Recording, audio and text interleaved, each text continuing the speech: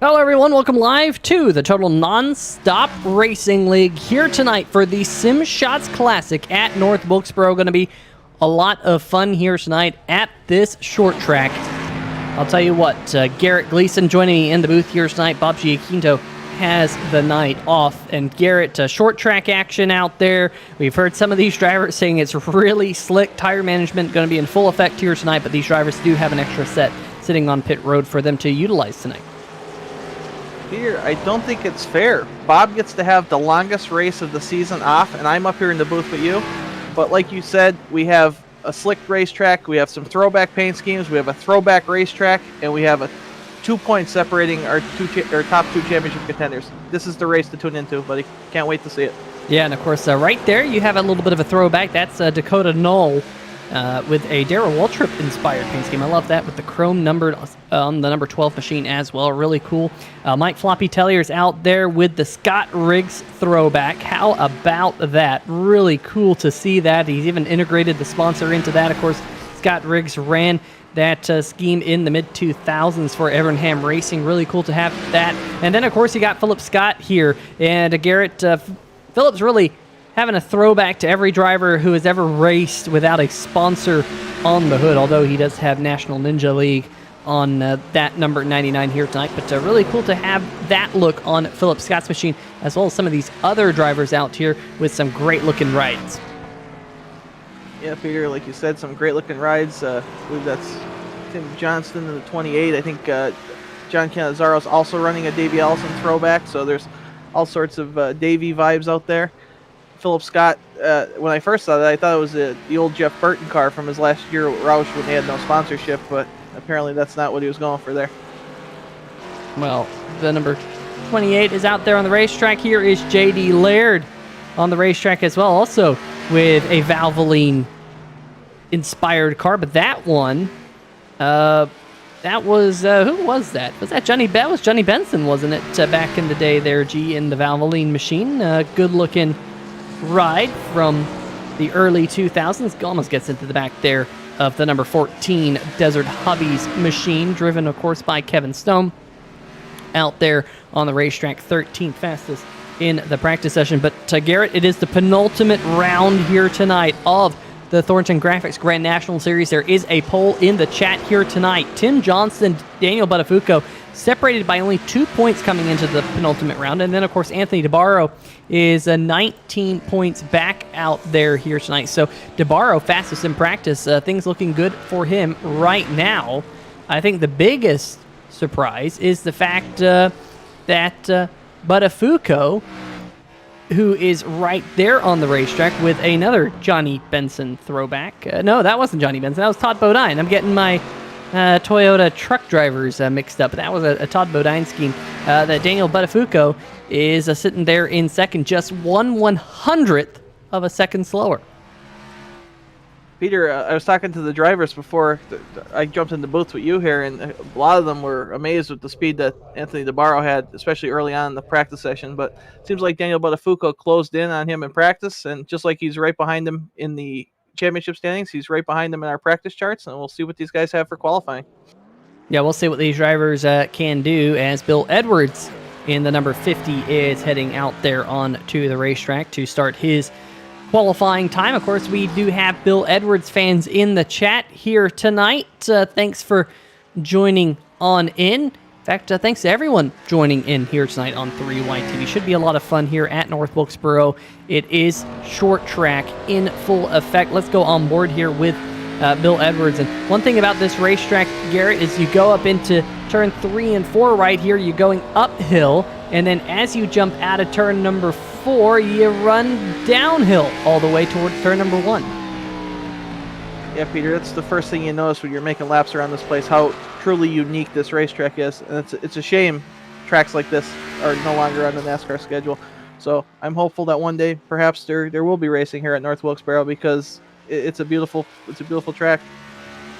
Fastest man so far, John Canizaro, also has Texaco Haviland look to the number 58 machine here. And now, as I say that, Tim Johnston in the other Texaco Haviland machine goes top of the board. So right now, Texaco Haviland 1-2 on the scoring charts. We'll see if that stays that way. Nick Chambrone in the 0-1 went out there on the racetrack, and he's turned his lap times. There's Mike Floppy Tellier, who is definitely going to be upset with his qualifying lap times here, Garrett, to so far 8 out of 9 drivers to take time. That's really surprising, Peter, because I was talking to Mike also before the race, and I said to Mike, you're going to be my dark horse pick to win this race tonight because he was so good here in the ARCA car, and he was struggling in practice and did not know where the line went from when we ran the ARCA cars here, and he was so fast, as we look at Jason Freeman in the Johnny Williams car out there. Well, I remember that 97 had figured out how to diamond the corners, and we'll see whether or not he can find that at some point here tonight. Here is Daniel Buttafuoco in the number 30. Coming out of turn number 4, coming to the line. He is now second fastest. So how about this storyline here tonight so far? Tim Johnston in the number 28 machine, first in points, currently first on the racetrack. Daniel Buttafuoco, second in points, currently second on the racetrack. I don't think you can have a better battle up at the top of the leaderboard than that, with only 2 races left this season. Of course, next week, Garrett, all to play for at Las Vegas. Yeah, this is shaping up to be one heck of a battle at Las Vegas, and if Anthony DeBarro can get himself up into the battle with Tim Johnston and Daniel Buttafuoco, we could have a 3-way battle in Vegas, and I think that's what all our fans and I think even all the drivers would want. You just want to go into the last race and make it man to man. If you finish first, you're the champion. I think that's something we should look forward to. Yeah, definitely a lot to look forward to here on 3Y TV in the Total Nonstop Racing League. Big shout out to tonight's race sponsor, SimShots. There's a link in the description to SimShots if you want to add SimShots to your league, or maybe you race a different league and you're watching this right now and you want to get professional images of your races. Hopefully the professional images aren't like what we just saw right there of the number 46 machine spinning into the inside wall, but SimShots does an absolute stellar job here in the Total Nonstop Racing League as Anthony DeBarro goes to third on the board. How about this, Garrett? Tim Johnston, first in points. He's on the provisional pole. Daniel Buttafuoco, second in points. He's second on the scoring charts. Anthony DeBarro, third in points. He's third on the racetrack. J.D. Laird is fourth. He's not fourth in points, but that's where that streak ends. But really impressive to see your top 3 drivers in point standings come out of here and have a great start to get this race going.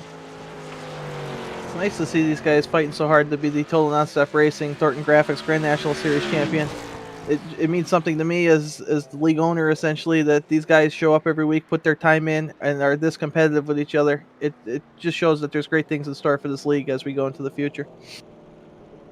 And there's Kevin Stone coming down onto pit road in the number 14 Desert Hobbies Ford Mustang. Let's just check and see if anyone else is out there on the racetrack. Does not look like it. So looks like that is going to do it here for the qualifying session. Just 17 seconds left, and it will be, sure enough, Tim Johnson who will be picking up the pole here tonight at this beautiful, beautiful racetrack. I absolutely love this place, and it's going to be a lot of fun here tonight for 200 laps around North Wilkesboro. Let's see if we can bring up that starting lineup before these cars get out there onto the racetrack. We will have, of course, 2 pace laps here, as this racetrack is a short track. But Garrett, why don't you lead us off with tonight's starting lineup for the SimShots Classic 200 at North Wilkesboro? Starting on pole for Dizzy Motorsports, Tim Johnson, the number 28. Alongside him, his closest championship competitor, Daniel Buttafuoco, in the number 30. Behind him is Anthony DeBarro in the 27 and J.D. Laird in the 46 in row 2. John Cannizzaro, the wild man, starts 5th. Alongside him is Nick Chambrone in the 01. Ninja Phil, who hopefully spent more time practicing than working on his paint scheme, starts 7th. Alongside him is John Borst in the other Dizzy Motorsports machine. Starting 9th is the Canadian driver Ben Izinga, and right next to him is Jason Freeman. And then on row number 6 in the 11th position here tonight is Kevin Stone with Bill Edwards to his outside. Going a little bit further back in the pack, 13th and 14th, Chris Cabot and Mike Floppy Tellier. Casey Miller, Tristan Maher on row number 8, Stephen Doziak, Vincent Valvano. Row number 9, and rounding out your top 20 will be Justin White, and of course Garrett, you're alongside me. So Dakota Knoll, who is 22nd, he'll actually get elevated up to where Garrett was set to be. Then behind them, Matthew Rodriguez and Jason Shute and Stephen Kegman. And I believe we do have one more page back here of Josh Kosick and Jason Gracias. So, Garrett, going to be an interesting race here tonight to get all these drivers situated out there on the racetrack. Hopefully, we can get some good running in amongst these drivers. But could be a very, very exciting race with the top 3 contenders starting 1 through 3 here tonight. Of course, Tim Johnston and Dan Buttafuoco both sporting throwback liveries here tonight. Always great to see here at North Wilkesboro. Yeah, that's absolutely great to see, and just so everyone that's watching this race is aware that tomorrow we are going to have some Facebook voting, assuming Facebook gets back online, and you can vote for your favorite paint scheme, throwback paint scheme from tonight's race, and after the season we will purchase a die cast for that person as pretty much a thank you and a reward for putting their time into their paint scheme and giving them something to remember this race in our league by. And one more thing, Peter, I saw Jason Gracias is starting in last in the number 7 machine, and I'm a little upset about it. I think he's doing that just to make fun of me. Well, that is true. He is there in the number 7 machine here tonight, and just a little bit different look on that car, and that I believe is the one car that actually won in the Robbie Gordon Motorsports stable once upon a time, and it is a really, really good looking machine. Also want to go back and look at, I think, Chris Gabot. There he is, and that is a green and chrome number 48. That is actually another Darrell Waltrip inspired throwback scheme. So cool to have that. He had that on the car last week as well. So he's going to be a driver we will watch out for here tonight. And we've got some other drivers a little bit further back. I believe that's Matthew Rodriguez right there. I don't know if that's the Scott Wimmer throw. I think that's the Scott Wimmer throwback, or maybe I believe it's Scott Wimmer. Anyway, nonetheless, pace car headed down pit road. How about this? Green flag about to wave here at the beautiful North Wilkesboro Raceway, the penultimate round of the 2021B Thornton Graphix Grand National Series is underway here. Garrett and Dan Buttafuoco already putting the fight to Tim Johnston. Wow, these guys are wasting no time battling with each other. It's for a long race. It seems like the sense of urgency is already first and foremost in everyone's mind, as it looked like Anthony DeBarro was going to make it 3 wide in turn 1, but thought better of it. Yeah, and right now up at the front of the field, Buttafuoco is going to go around the outside to make that pass. So new race leader Buttafuoco is right where he wanted to be. DeBarro slides up right in front of J.D. Laird. Remember, Laird is a teammate to Buttafuoco. And, of course, the 27 of DeBarro is a teammate to Tim Johnston. So a couple of teammates up here inside the top 5. The only interloper is the number 58 of Tim Johnson as DeBarro gets to the inside of Tim Johnston here. And remember, last week, Garrett, Buttafuoco with that strong drive from the back of the field at Road America to get up to the front. Caution, caution, caution, caution. First caution flag of the night here at the racetrack. Let's see if we can figure out how this all went down. Looking a little bit further back in the pack here, Stephen Doziak in the number 55 here, G. Maybe having some problems? Well, he's not having any problems yet. Not having any did not put the gas down smoothly on corner exit there, and with the slick racetrack, it just went around on him. He said he was going to go deer hunting tonight. Perhaps he should have, Peter. Yeah, he's going wall hunting, it looks like, and I'll tell you what, walls are usually not good things to find. Let's see if we can get another look of Doziak coming out of turn number 4 and meeting that inside wall right down there. Big shame for driver of the number 55 machine. He will lose all of that track position here, and we will have to get everything reset for all of you folks back at home. Let's check out that number 30 machine of Dan Buttafuoco. Your race leader, Tim Johnston, in second. Anthony DeBarro in third. Looks like the 46 J.D. Laird settled into fourth. Then Cannizzaro, and back behind Cannizzaro, a look on the 0-1 of Nick Chambrone. I absolutely love this scheme here. It's got the DM Air on the hood. Of course, the throwback to the Jasper Racing Team a really, really great looking machine. I love that. He even integrated the Dizzy instead of Jasper on the side of that 01 machine. Really, really cool to see that. I'm not going to vote. I don't have a say in the vote, Garrett, but I really like that 01 machine. I know you're probably going to be a little bit biased towards the number 7, but that is also a fantastically designed machine. Of course, it was fantastic back in the day, but I believe Max Graphics was who made that car. Correct me if I'm wrong, but it's really, really good looking out there on the racetrack. Yeah, the Max Graphics design number 7 is pulling off in the pit road, maybe starting and parking. He's really sticking it to me tonight, Peter.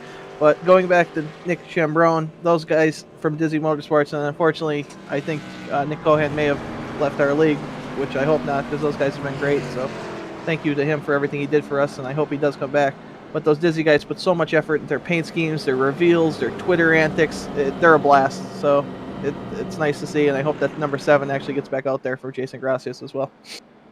Yeah, hopefully so. It looks like he just decided to take a stroll down pit lane and see his pit crew. Let's go check out the chat here. RC Plane saying you smell good here tonight, Garrett. So I guess that's a compliment. And supposedly you showered before the broadcast. So that's why it smells okay in here tonight in the booth. Bob Giacchino. Now I'm not saying anything about Bob. I'm just saying I usually broadcast up here alongside Garrett on Thursday nights, and usually it stinks on Thursday night, but it's starting to make sense. Maybe that's the one time Garrett showers per week. I don't know. Bob Giacchino in the chat here tonight, right early angle, and some others. Green flag about to fall once again, but Buttafuoco on the outside. Garrett now will see whether or not Tim Johnson in the number 28 can take the race lead. Doesn't look like it, but Buttafuoco's cleared him. Here coming out. Oh, we're starting to stack him up. Oh my goodness, we are stacking him up. The 0, the 99, the 48, the 05, the 99, I think that is, of Maher, all getting wadded up. Well, Peter, I don't know what the technical term is for what just happened, but that was a mess as far as I'm concerned. Just seems like another product of the slick racetrack, but let's look at the replay here. Now, we're going to have to jump around. I don't think we're going to get it here. Here we go. Let's put it on 3-wide TV slow-mo. Philip Scott up the racetrack, gets into the 01 of Nick Chambrone, and then Philip gets back into Chambrone, rights the ship. Look at Ben Izenga going, how about that, 4 wide here, and then Chambrone gets the 99, gets Borst, John Borst, one of our chase drivers here in the Thornton Grand National Series. And the 99, the 48, nowhere really to go for the 48, and Casey Miller involved in that. Tristan Maher, another one of our chase drivers, involved as well. So that was not good. Let's see if we can get a better look at it, though. Real time here, Garrett. Watch that number 90, that bright white number 99 machine as he goes off into turn number 1 here. Yeah, from my point of view, it looked like Philip got up a little bit in the corner as the 01. Let's see if he comes down a little bit. But yeah, looks like Philip just maybe had a little too much speed on the restart there. Didn't stick for him. But Jason Freeman, the number 5, did a heck of a job avoiding that. As I was watching you roll through that replay, that was one of the things I noticed. We'll see if we can get an onboard here with Jason Freeman for you folks in the chat. Another throwback scheme looking out front. There's John Borst in the 0. It's all going to happen right. There's a contact. The 5 checks up, checks up, checks up, checks up, checks up, checks up, checks up, and checks up, checks up, checks up, and there we go. Finally clear of all the madness that went on behind. That took out some really good-looking race cars as well, unfortunately. Yeah, you hate to see that so early on in our longest race of the season. Just seemed to be a product of guys wanting to get every spot they can, and the track temperature. That's all I can really point to, Peter, at this point. Because usually we see some give and take in the Total Non-Stop Racing League this early on in the race, but races are running out this season to get your wins, get your top finishes of the season, and the urgency's there. Yeah, urgency is there. That is right. There is a Stephen Kegman with a little bit of a throwback. Remember Red Dog back in the day, Garrett? I think it had, let's just say, not the best reputation out there when it comes to beers, but that is I believe, a Kenny Wallace-inspired throwback on that number 22 machine. So Kegman will bring that car back up to front. In fact, I think I might have heard a rumor that Red Dog might have actually been coming back. I'm not 100% sure whether or not that is true or not. Maybe you can still get it in some spots of the USA. You can't get it where I am. But nonetheless, anyway, pace car lights are off. Buttafuoco and now Anthony DeBarro to the outside. The DeBarro sliders number 27. We know he's very good on these short tracks. I think he's the odds-on favorite to get the checkered flag here tonight. But Buttafuoco is going to lead us back to the green flag here on lap number 16. Good jump by Daniel Buttafuoco. Anthony DeBarro gets right in behind them. And we'll see if we can have a green flag run and watch these guys battle top position. Oh, the 58's around Cannizzaro, and who is that? Is that Kevin Stone? It is. And that will bring out caution flag number 3 here tonight, Garrett. We are mowing through the caution flag. I'm sure that the flagman is going to have a very tired arm. There's the 58 and the 14 coming together. Okay, let's roll that back up one more time. Here we go. Oh, at that point, the 58's already out of shape. And no spot for the number 14 to go. So let's go back maybe just a little bit further and see if we can get this look. Here we go. This will definitely tell the story. Maybe just too much beans from the number 58 was their net code. There definitely wasn't any contact. Back end steps out, and Cannizzaro has a little bit of a wiggle woggle down the backstretch, and unfortunately nowhere for Kevin Stone to go. Tough break for John Cannizzaro, who showed a lot of speed, and Kevin Stone had nowhere to go and nothing to do with that accident. And unfortunately, it seems like he might be in for a short night, which doesn't seem like is going to be the case for you and I up in the booth tonight.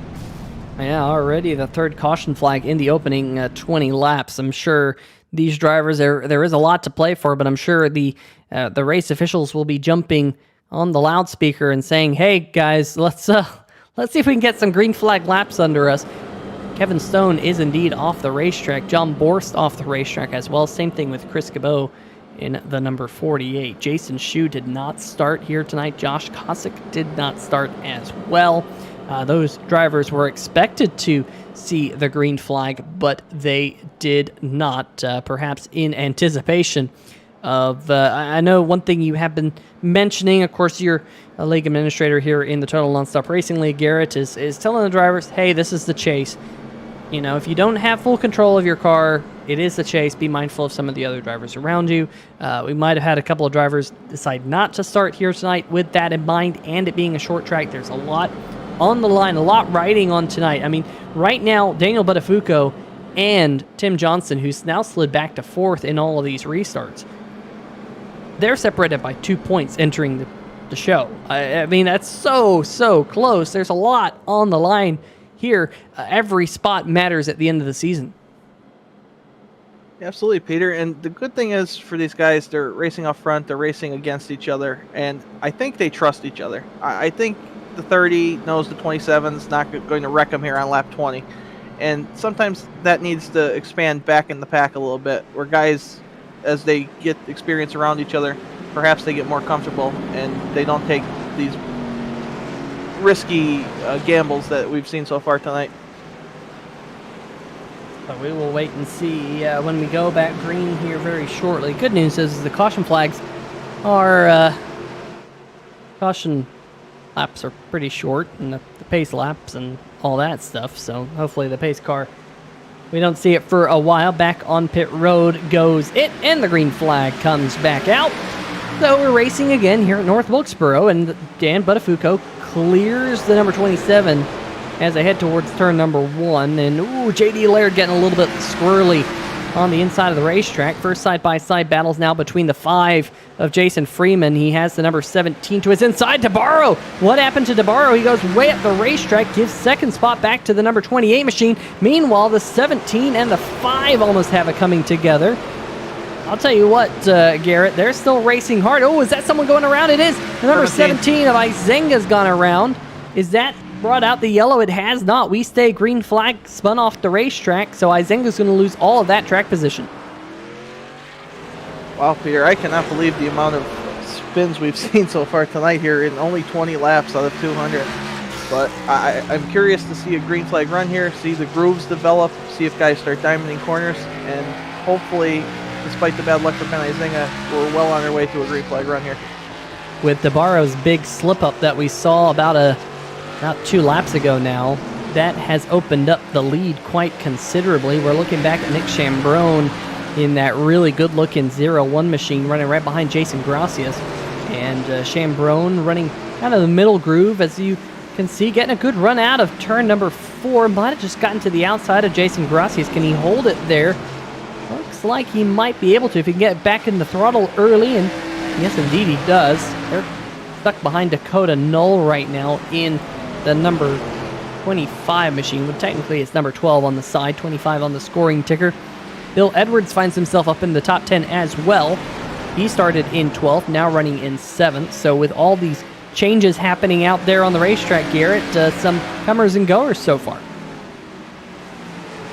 Yeah, definitely some guys making their way through the field now that they have a couple of green laps under them, and they're also taking advantage of the cars that they don't have to pass. The guys that have had trouble or got caught up in accidents, they're free spots for you out there, and you need to take advantage and try to get some more. Yeah, those are 2 drivers who have had a coming together here tonight. In fact, both of those drivers, those 2 right there, having a coming together a couple laps ago. Right there on the backstretch. Looks like Canizaro going to get around Kevin Stone.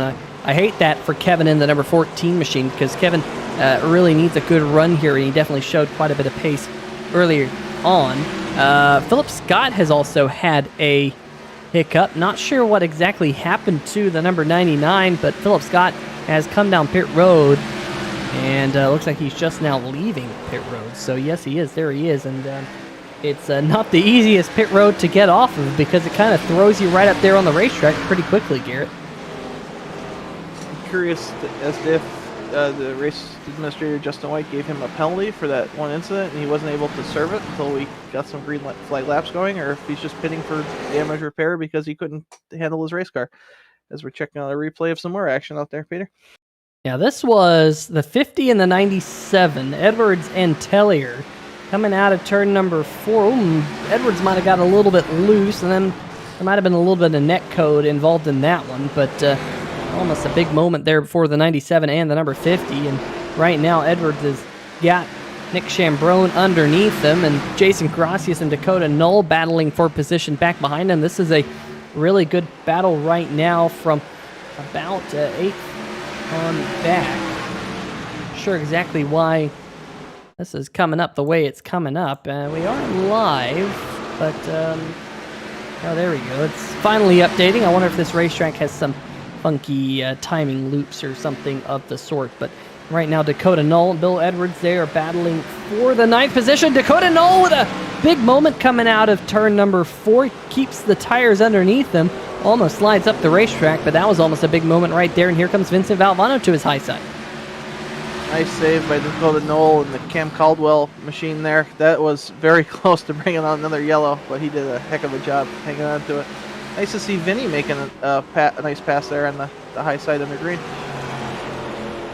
And how about your sleeper pick there, Garrett, from 14th to 8th in the opening 36 laps? Good start here for Tellier in the Scott Riggs throwback. Although, you know, one thing to say about Scott Riggs is he had quite a few races where he came out of the gate so good and then slid back as the race went on. Hopefully that doesn't hold true here tonight for Mike, but he is under fire from Nick Chambrone as well as the number 9 machine right there of Jason Gracias. I almost wanted to say Garrett Gleason, but it is Jason Gracias. Meanwhile, Bill Edwards, Dunn Canizaro side by side. That is the battle for 9th. Finally seeing some good battles here in the field. Seems like Floppy's getting the track figured out a little bit. Seems like he's trying to expand the groove a little higher than what we've seen so far. And it's been working for him for a couple spots. As Peter, don't be surprised. I think that number 7 was running in the top 10 on Friday night in the race you called, so it might just be the number now. It might just be lucky. And let me tell you something, Garrett. I believe there was a race in the Total Nonstop Racing League last night, and I heard a person might have won it who might be sitting next to me. Bit of a shocker. Yeah, a bit of a shocker. Unfortunately, I may have wrecked Floppy and then Alonso Chicano to win. But like I told those guys in my post-race interview, I may never have a chance to win again. So I took every opportunity. So I'm finally on the board, and maybe I can retire now. I'm only joking there, Garrett. A good, hard-earned win. However you do it, if you get to victory lane, I'm sure they won't be all too upset. It is the Super Speedway Series after all. But right now, Daniel Buttafuoco has checked out a little bit on Anthony DeBarro. We're looking at the battle for the third spot between Tim Johnson and J.D. Laird. Just looking a little bit further back in the pack, gaps just starting to develop amongst most of these drivers as they work their way around this very unique racetrack. That is for sure. Here we go. Look on the front stretch. There is Nick Chambrone getting around Stephen Kegman. Kegman's a lap down. There goes the number 12 underneath Tellier. Tellier falling back here. Wonder if his tires are falling off. And now here's your leader, this black and yellow machine. We saw a quick glimpse there of the Air Canada number 17 of Ben Izenga, who had that self-spin there on the backstretch. He finds himself right now about 3/4 of a lap down, although caution flag waves. That will help that. And we're hearing it might very well be the number 97 machine of Mike Floppy Tellier here, Garrett. It certainly seemed like you said, Floppy was running out of tires and hanging on for dear life as we watch him exit turn 3, I believe that is. And oh boy, Dakota Knoll involved again, Stone involved again, Vinny involved. Unfortunate break again. Kevin Stone. You know what? I honestly think that Kevin Stone is probably the driver with the least amount of luck on 3-wide TV. I don't think I've seen very many drivers with less luck than Kevin Stone.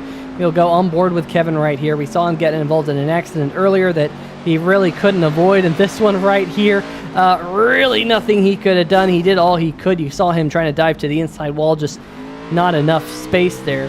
And Kevin Stone will get even more damage to the Desert Hobbies number 14 machine. I know he won't, that's not exactly the way you want to exactly rep your sponsor, but it is airtime, I suppose. And of course, Desert Hobbies, really cool place to check out all of the hobbyist needs. Some really cool stuff that they have. But looking out there on the racetrack here, Garrett, the first time your race leader has come down pit road here tonight, Daniel Buttafuoco elected to come down and he took on tires, so a fresh set of Goodyear tires. They get an extra set here tonight for this 200 lap event, so hopefully the fresher tires help here and these drivers can log some more laps once we go back green. Yeah, curious to see what the tire wear is for these guys. Unfortunately, we won't have that information unless we talk to somebody later after our first green flag run. But like you said, with 3 extra sets of tires in the pits, you break this race down into 50-lap segments, come in for tires just about every 50 laps. That caution was timed pretty much perfectly. And just to go back to Kevin Stone, the number 14, I know his sponsor's been steady with him this season, the Philadelphia Sub Racing League, and we're grateful for that. So next week's race will be named for Desert Hobbies with number 14.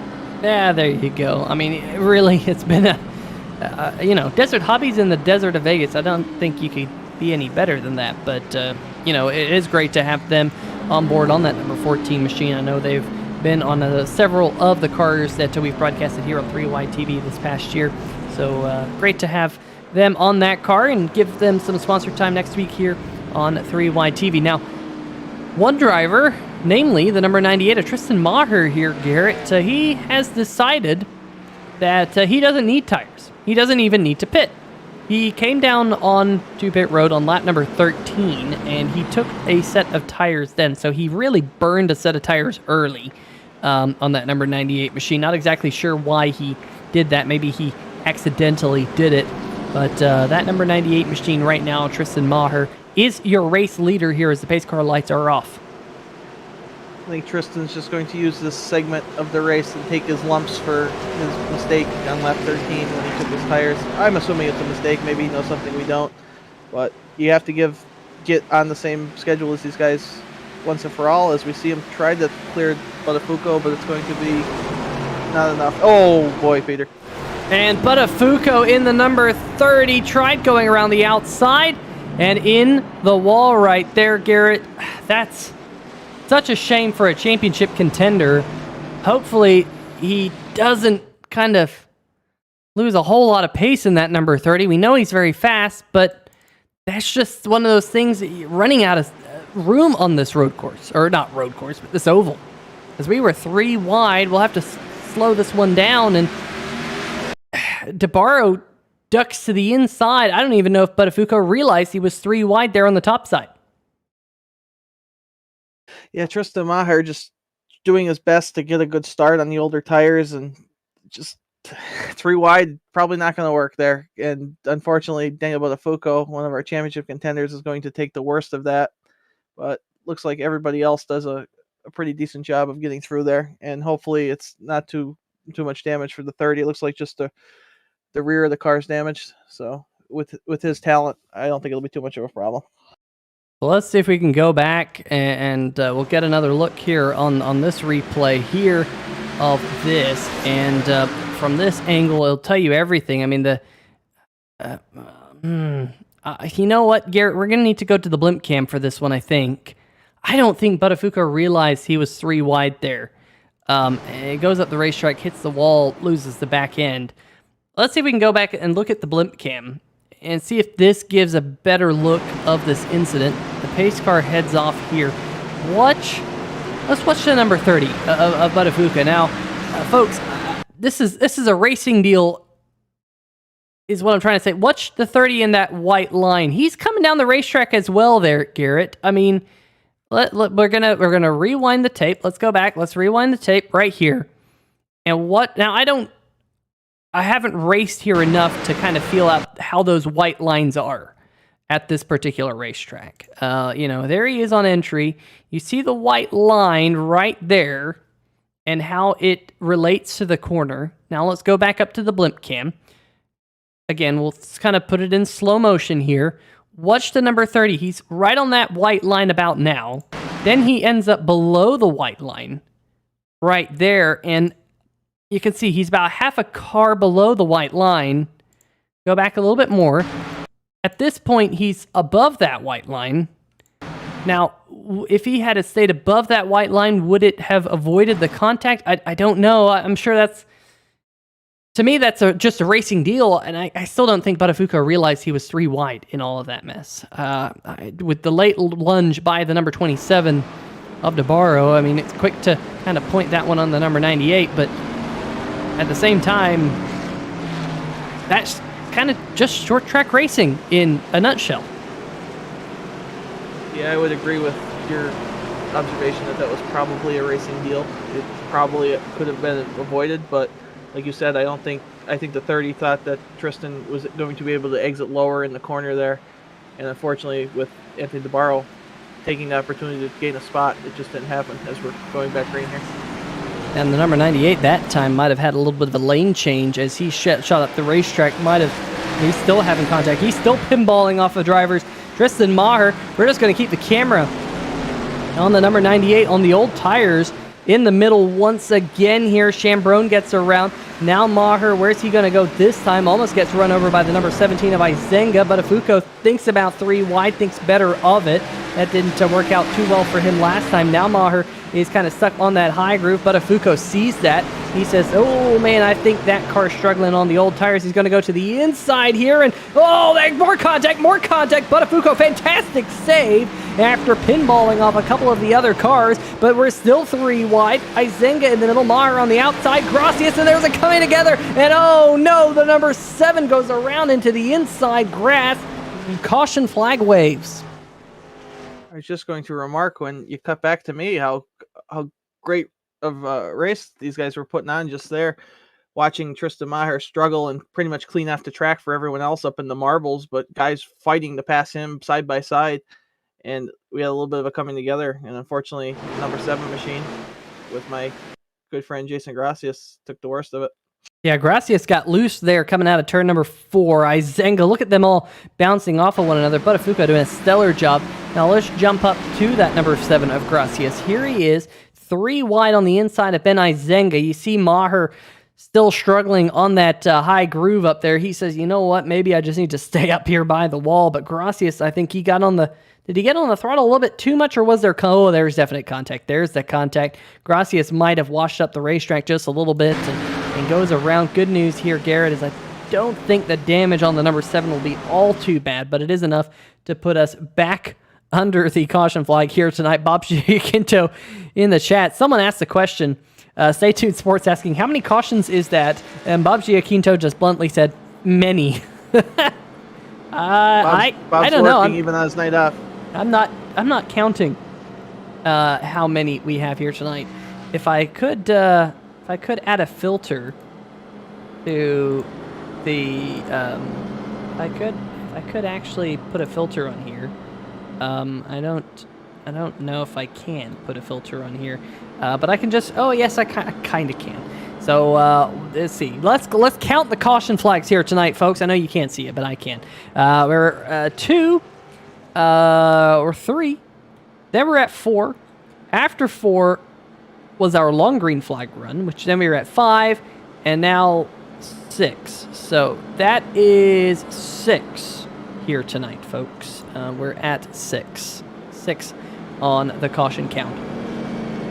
So, Stay Tuned Sports says, every time I pick up my head, I'm seeing yellow and a car going into the walls. This is not an easy racetrack, Garrett. We heard from a couple of these drivers that it's very slippery out there in qualifying and in practice, and obviously that's showing here in the race as well. I guess we're making up for all those weeks where we didn't have any yellows or maybe one yellow. We're just getting them all out of the way now, so next week should be perfect. But I expected these guys to... There's so much talent in this league, and I expected these guys to have a little more... I don't want to say complacency, but I wanted them to take it a little easier and hopefully get through at least half of this race before we start seeing some of this chaos. But since the drop of the green flag, this has been pretty nuts, and I don't think it's going to get any less nuts as we go on. So caution flag number 6 here tonight. I think we might already be at maybe even the most caution flags that we've had all season long here in the Total Nonstop Racing. I'll have to go back and see whether or not that is true here in just a little bit. But Garrett, green flag for the 7th time here tonight as DeBarro and Johnson go side by side for the race lead. Yeah, good battle going off through turns 1 and 2 here, and we got a good battle behind them between Laird and Tim Johnston as well. Yeah, so just looking back of this season, and we did just looking to see if we had any races with more caution flags here this season, as Dan Buttafuoco in the number 30 trying to recover here strongly. He's with this pass on Ben Izenga back up to 6th, so doesn't look like he's all too badly damaged there, Garrett, as he charges back towards the top 5. Kind of a relief as the league administrator to see Daniel able to pass cars and contend for this championship, despite what happened to him earlier. So hopefully no more issues for any of our contenders. Hopefully no more issues for anyone. Let's get some green flag racing and let's get everybody home at a reasonable time tonight and in bed.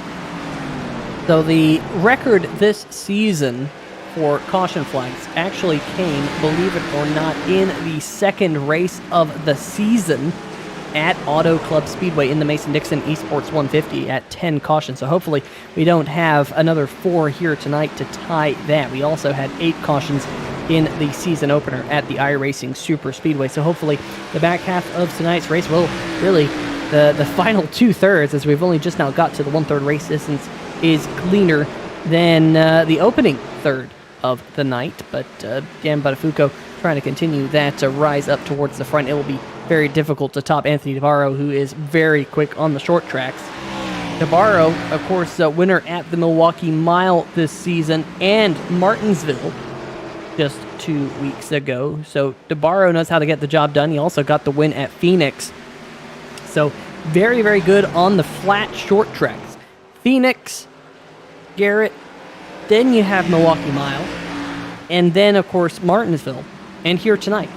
All of those racetracks, very, very flat, as well as on the shorter side. So DeBarro is a specialist at these particular types of racetracks, and here tonight is your race leader and starting to pull away just a little bit over 2nd place, Tim Johnston, as the 7th caution flag has been thrown. Jason Freeman and Matthew Rodriguez might be involved in this one, G. Oh boy, Jason Freeman running about 10 times more laps than Johnny usually runs in the number 5 car. Had a little bit of a moment on the straightaway there, and doesn't get any better for him as he enters the turn. Oh, saved it? Saved-ish. I guess if you don't hit the wall. Matthew Rodriguez, like, hey, buddy, come on, let's go. But yeah, we'll get another look at that. Let's go on board with Jason Freeman, and hopefully the people watching at home can listen to the wheel spin. There's a little bit of wheel spin. There's some more wheel spin. There's some more wheel spin. And then as he gets off into the corner, the back end just comes around on him so fast. He tries to save it, shoots back up the racetrack, and says hello to the lovely lady in the blue dress right there in the center of your screen. Backs up, and there was a Matthew Rodriguez there. Let's see if we can get a ride on board with Matthew Rodriguez as well. It was a little bit further back behind the number 5. The 5 is about 7 cars up ahead. And just see how he was able to avoid this mess here, Garrett. I think he's going to go with the brakes method here, Peter, and just hope to stop before he hits somebody. And sure enough, those brakes in the number 57 Caterpillar machine worked perfectly fine. Brakes method again. There you go. There you go. That's how you use the pedal. That's in the middle, that's for sure. But that does bring out the 7th caution flag of the night here before the halfway mark. We now only have 3 more cautions until it has been the most cautionist race of the season here in the Total Nonstop Racing League, which is on the flip side of things, Garrett, from what we typically see here in this league with lots of green flag racing almost every week. Yeah, I guess we were bound to have a bad one, Peter. And it's not necessarily going to be a bad finish to this race, but it hasn't been the start we were looking for. But on the bright side, Peter, if you don't mind, I will let everyone know that in a couple weeks we'll be starting the Stay Tuned Sports Monday Night Thunder Truck Series for an 8-race season, live here on 3YTV in this very time slot. So thank you to Stay Tuned Sports for coming on board for that. And I look forward to having all these guys participate in that series and putting on a good show for everyone at home. And of course, it is Stay Tuned Sports Podcast with Jimbo. And of course, we will be getting a link to their Podbean and put it in the description here on these 3Y TV broadcasts. I'll see if I can do that here very shortly. So if you refresh in probably the next 5 minutes, so that Podbean link will be in the description of the video here tonight. Hopefully I'll remember to do that. But everyone's starting to double up here, Garrett, for this upcoming restart. And once again, it's a couple of the Dizzy Motorsports teammates up there at the front, DeBarro and Tim Johnston. I'm starting to wonder if these Dizzy Motorsports guys are looking to tie for this championship and make me pay for 2 trophies. They just seem to not be able to get away from each other. But looks like Nick Chambrone has moved his way into the 3rd row, and Ben Izinga and some other guys are making their way into the top 10. So I don't think this race is all said and done for as we're getting ready to go back green. Green flag is back in the air. Good job by Anthony DeBarro to get a pretty good start, but Tim Johnston also with a stellar start, trying to stay tough around that high line, not able to find the grip out of turn number 2. Meanwhile, back behind them, Nick Chambrone is to the inside of John Cannizzaro. Look at Dan Buttafuoco. He is there in the number 30, still riding in the 6th spot. Chambrone and Cannizzaro side by side. Buttafuoco. Oh, there's a little bit of contact there, and Buttafuoco's around again, and contact. The 30 somehow finds a hood after losing a hood there, but a little bit of contact, and we're back under caution. Well, Peter, the last time we had this many cautions, which you alluded to, was the Auto Club race, and I was fired as the race director after that, essentially. So it's not looking good for me as a league administrator after this one either, as we're guys looking to go 3 wide here almost, and just a little bit of contact between Buttafuoco and John Cannizzaro there. Yeah, and then Bill Edwards gets a piece of it. A couple of other drivers getting a piece of it. But that will bring out the caution flag here tonight again. And Buttafuoco's number 30 is even more tore up. Cannizzaro lost a lot of track position. Here comes Buttafuoco coming down pit road. Cannizzaro also coming down. They're going to, I'm sure, get some damage repaired as much as they can get. You can't get a whole lot of damage repaired on the short track, because if you do, you will go a lap down. But I don't know if that's necessarily a bad thing, Garrett, because here tonight, if you lose a lap with the way caution flags are coming out, you can get a lucky dog back quite easily. So right now, I think Kevin Stone in the number 14 might be back on the lead lap. I think he was a lap or two down earlier, but the Desert Hobbies number 14 really toughened it out here tonight. Vincent Valvano is on the lead lap. Philip Scott might actually be close to getting back on the lead lap as well. He's 2 laps down as they run right now. But with another couple of cautions, actually, no, excuse me, he's 1 lap down. So next caution flag comes out. Philip Scott will be back on the lead lap. Dakota Knoll has called it a night in his machine. As you see, Buttafuoco head back onto pit road in his race car. Well, let's check up on your race leader, the 27 of DeBarro, as we are 20 laps away from the halfway mark. Yeah, 20 laps to go to get to the halfway mark. I figured we'd be at 20 laps to go for the race with the way our usual pacing goes. But just want to ask you a question, Peter, as someone who normally contends for championships, which I certainly don't have any experience doing. If you're Daniel Buttafuoco, you've been involved in 2 incidents tonight. How hot are you behind the wheel? Are you ready to just drive the wheels off the thing and take every opportunity you can to pass guys? Or are you still trying to be calculated when you make passes out there? It's still early in the race, Garrett. I think you're still going to be calculated. We know that Buttafuoco is a very, very talented race car driver. We know that he can be very, very quick. It's just going to come to him. The track's going to have to come to him. He's just going to have to be a little bit patient. He had a couple of drivers going side by side here. And with the way this racetrack is, we talked about progressive banking last week in the National Sim Racing Association when we were at the Iowa Speedway. Well, this racetrack has a little bit of progressive banking as well. So if you're down there where Anthony DeBarro is on the racetrack, it's pretty darn flat down there. There's not a whole lot of banking, and you can even see that, visibly see the exceptional change in banking between that low line and where that number 28 of Tim Johnston's running. So you have to be mindful at this particular racetrack in particular when you go off into the corner that the cars in front of you might check up a little bit more just because of the way these lines run. So Buttafuoco, he's not out of it, folks. He's not out of it. He's a talented race car driver. Yes, he's in the back, but we are back green, and DeBarro is your race leader. We know DeBarro is very talented on these short tracks, still without a scratch on the DeBarro Sliders 27, but here comes J.D. Laird in the 46, going to try and take away second here, Garrett, and it looks like he's got it. J.D. is trying to give Valvoline their money's worth as he starts in the second place there and sets his sights on DeBarro. They're breaking up that Dizzy Motorsports 1-2 running order. Also looks like we have some action behind them. The action is all the way around this racetrack. Jason Gracias and the number 5 machine side by side. Meanwhile, how about this run for the 05 of Casey Miller up into the top 5 right now. Started in 15th. He's up to 5th. Currently plus 10 spots. Jason Gracias, the only other driver to have gained more positions here tonight. As the Fruit of the Loom, number 7, might need a couple extra pairs of Fruit of the Looms there here tonight, Garrett, after having his incident there on the backstretch. But he's rocketed up now, almost up to the 7th spot in the number 7. He's running in 8th. I just wanted him to stay in the lead lap. Now he's overachieving out there, Peter. But going back to Casey Miller in the 05, his front of his car looks like one of those awkward faces you send emojis to your friends when you're not sure of what they're saying or what they're doing. That's exactly what I'm seeing on the 05 right now. John Cannizzaro, I think Cannizzaro, I don't know if he took tires or not, but he's definitely making easy work of some of the back half of the field. So I think Mike Tellier with a big slide there on the front stretch.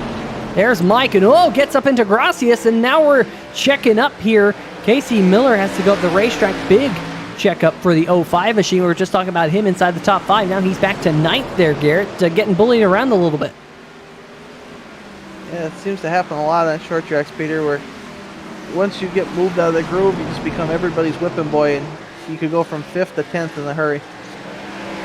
Up at the front, you're not missing anything. Anthony DeBarro has pulled about 6/10 of a second on J.D. Laird. When Laird got around Tim Johnson, he's now been able to put about 7/10 of a second or so to the car behind him. Tim Johnson about 7/10 on Nick Chambrone. So things really starting to space out up at the front. This is the first good battle right here between the Canadians. right there, the 17, the Air Canada 17 of Ben Izenga, and the 97 of Mike Floppy Tellier racing pretty tight. Oh, man, that was Matthew Rodriguez almost in the outside wall in the Caterpillar Toyota Supra. Maybe trying to find some pace up there, but didn't seem to really work out for him that last lap. Daniel Buttafuoco getting around Tristan Maher here. Moved Buttafuoco back into the top 10. Daniel Buttafuoco starting his charge as we see the 97 of Mike Tellier making an unconventional pit stop there. It looked like he got loose on the floor. Yeah, Tellier is on pit road. Green flag stays in the air. Let's see exactly how the number 97 elected to come down pit road. We just saw him battling with the 17 here. Ben Izenga gets loose, makes some contact with the 17, slides it, drifts it, drifts it, drifts it, drifts it, drifts it. And Garrett, there was a game back in the day called Live for Speed where you really used to be able to drift the car. Well, Mike, you're not playing Live for Speed there, buddy. Get back out there on the racetrack. And it looks like that is what he has done. Believe it or not, still on the lead lap. But just as your race leader, Anthony Navarro, is right there behind him. There's your race lead back to J.D. Laird. Then there's third, Tim Johnson. There's Nick Chambrone. And then this gap back to the 17 of Izenga. And Garrett, this gap probably caused in part by that big slide by the 97. Absolutely. 97 had the big slide, and these guys had to check up a little bit. There's been a big gap. But good news for Mike Tellier is that he's about 5 seconds. The next car to go a lap down is about 5 seconds ahead of him. So if he could at least fight to be the first car one lap down, perhaps he could salvage his night.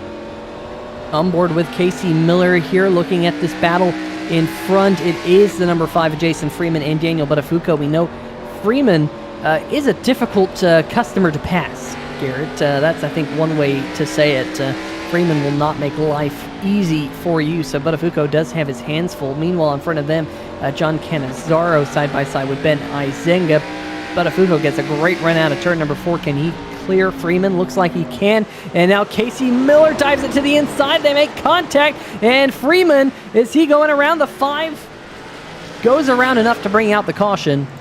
And yellow flag is back in the air. Good news for Tellier is I think he did stay on the lead lap. So Mike Floppy Tellier will not have to get the lucky dog here. And that will probably go to John Cannizzaro. Let's check out what happened here. Go back just a little bit to turn number 3 and 4. We'll see Daniel Buttafuoco get the power down and clear that number 5. But was there any contact here, Garrett? Well, as we're watching here, good thing on 3-way TV, we have all these amazing camera angles. As the 0-5 trying to keep the momentum going in the corner, does nothing wrong. And Bill Edwards also trying to keep his momentum on the high side, just happens to give a little love tap to the number 5 of Jason Freeman. Hello to Bill's mom. I'm just going to say here, the 50 hit the 5, which hit the 0-5. I think there's something with 0s and 5s here. They just decided to say, hey, you got a 5 on your car. I like you. Let's play tag.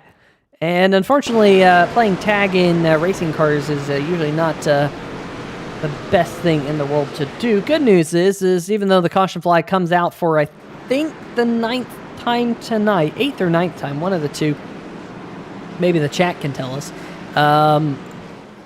that we got some leaders on pit road, and looks like what's going on? Yeah, we did have some leaders come down pit road, but looks like the drivers involved didn't have a lot of damage there, G. Yeah, luckily everybody got out of that incident without too much damage, at least to continue on with. So look, we might have some different strategies playing out here as well, Peter. And just to go back to the 5-0-5-50 thing, you said these cars all like each other or whatever, and I'll have to dispute that because absolutely nobody likes Jason Freeman. Yeah, Jason Freeman, I don't know if... it's probably no one likes him because he's so tough to pass. But Freeman, there he is in the number 5. Looks like they might have beaten out the backside of the number 5 machine just a little bit. Has Southern Sim Graphics on that number 5 machine. And speaking of Southern Sim Graphics, I saw that we had Johnny Williams in the chat here. David Gus in the chat also joining in. Riderly Angle saying, at this rate, there's going to be more cars out of the race and actually finishing. Stay Tuned Sports saying, I believe 8th, but they got to stop wrecking because I'm running out of toes. Yeah, I mean, you've already had to pull off your boots to start counting with your toes. Although, luckily, I don't think we're going to go past 20 cautions here tonight. Knock on wood, as we're now at the halfway mark. And also, Stay Tuned Sports, are you really counting with your toes? I don't know. But it'd be odd if you're counting with your toes. But yes, you would be running out if you're at 8. Anyway, let's I guess stop questioning people's counting habits and mention this restart upcoming, because we had some takers on pit road. JD Laird hasn't pitted since lap number 44 here tonight, so really old tires here. And hopefully, Garrett, we don't see what happened last time we had a car on really old tires stay out front. Yeah, Peter, as we go back green here, I'm just hoping, as we see Mike spin the tires a little bit in the Valvoline-inspired machine, as the other Valvoline machine heads off as the leader. So right now, JD Laird is your race leader, holding on to it quite well. Halfway down the backstretch, Daniel Buttafuoco has made the pass back up inside the top 5 here tonight. How about that? 3 wide towards the middle of the pack. Can they keep things going straight? Looks like they can. Tristan Maher now side by side with Mike Floppy Tellier. Meanwhile, up towards the front, Jason Grassi is getting in the freight train. He did not elect to pit in the number 7. He now has Daniel Buttafuoco below him. Now here comes Tim Johnson in the number 28. For all of those people, ooh, JD Laird is on pit road here, Garrett. So the 46, was that a possible lane change penalty on the number 46 machine? We will wait and see. Let's see if we can go back and catch that replay and see whether or not this might have been a restart violation for the number 46. He just rolled through pit road. Let's see if there was a lane change on that number 46 machine, and sure enough, that was a lane change. The number 46 had to come down pit road. He's back out there on the racetrack, still on the lead lap, but he is on old tires as well, so that might not work out well for him. But the green flag continues to wave here. Bob Giaquinto is talking in the chat about the prize, Garrett, that we have that's going to start tomorrow here on the 3 Wide TV Facebook page as Daniel Buttafuoco and Nick Chambrone battle for second. Bob's just looking to give my money away and prizes away, but we're trying to keep our focus here on the racetrack as we have Matthew Rodriguez checking out the high side and Daniel Buttafuoco looking to make up all those spots he missed and all those spots he lost in those 2 yellows.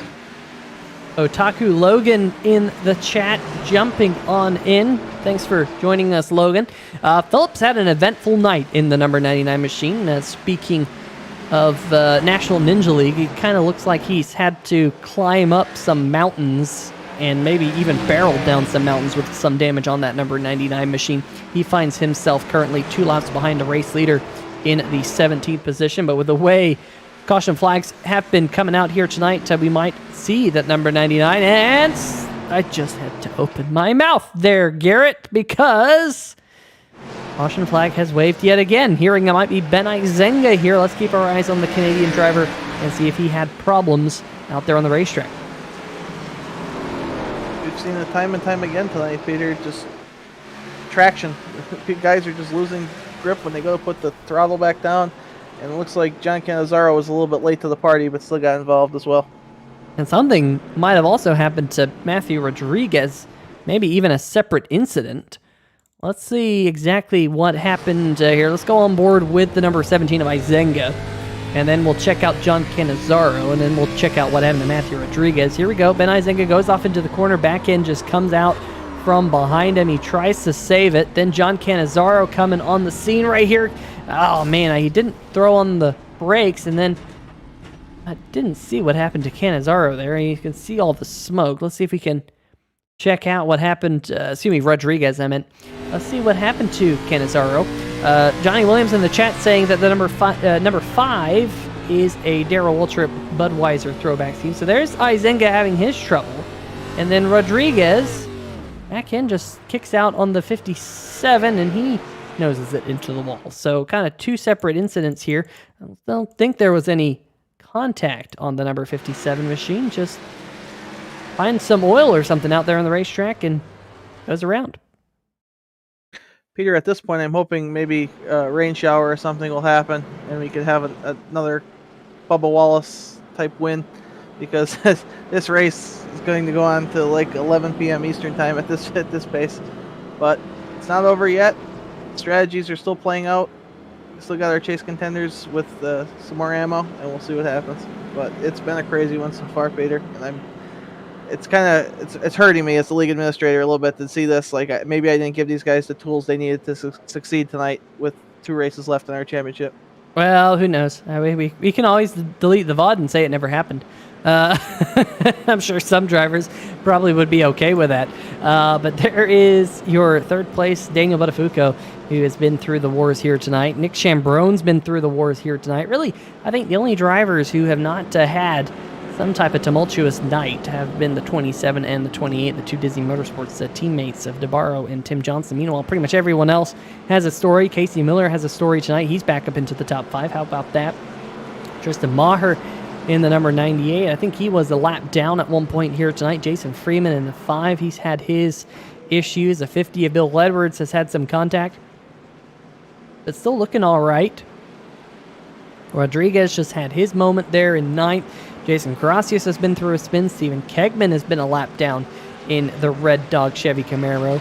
He's back on the lead lap in 11th. Ben Izenga, we've seen what's happened to the 17. Vincent Valvano's back there in the 38. I think that's also a pretty clean hot rod. The Cars for Cause Ford Mustang right there. Gotta say, a big shout out to carsforcause.org. Make sure you check that out. There's Mike Floppy Tellier in the number 97, hustling to catch up to the back of the pack. Not sure what happened to him, but he's gone around tonight once or twice.